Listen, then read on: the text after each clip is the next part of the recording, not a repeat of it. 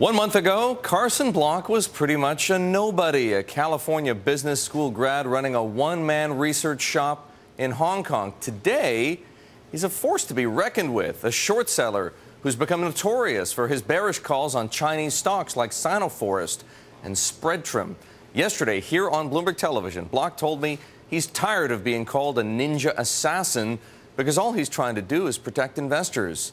I wanted to hear more, so we kept talking. Here's more of my conversation with Carson Block of Muddy Waters Research. Equity markets are kind of built to go up for the most part, so I don't think there really is a way of assuaging those, that anger toward me or any other short seller. But the fact of the matter is, there are frauds out there. Our work has shown that, and somebody should be cleaning them up. So far, the only parties who've been exposing frauds it was really driven by the short sellers.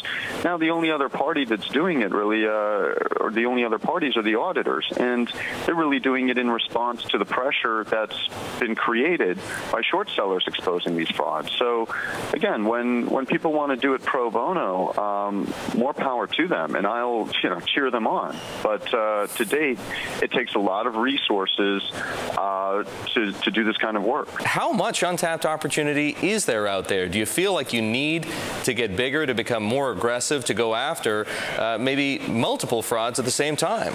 Yeah, the problem with doing that is there really aren't that many people who I think can add value to the process. It's hard to find people who really understand China, really understand fraud.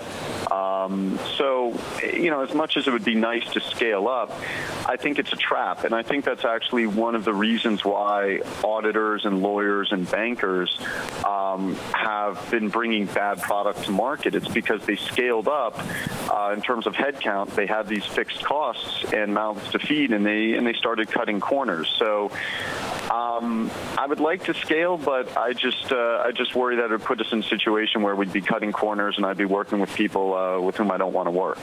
Carson, you're an analyst and a short seller writing damning, or at the very least damaging, reports about Chinese companies where a lot of mainland money is at stake. Do you ever fear for your safety? I think it's prudent for me to think about that. I think there's another side of it also. There could be retail investors in the U.S. who are maybe don't process reality the way the rest of us do, and kind of like the guy who shot John Lennon. I worry about that guy a little bit more than I worry about retribution from the China side. But both are issues that I have to consider. Yeah. Has anyone threatened you? Yeah, I've received email threats. Not recently, but after the first few reports, after each one of them, I received decent number of email death threats.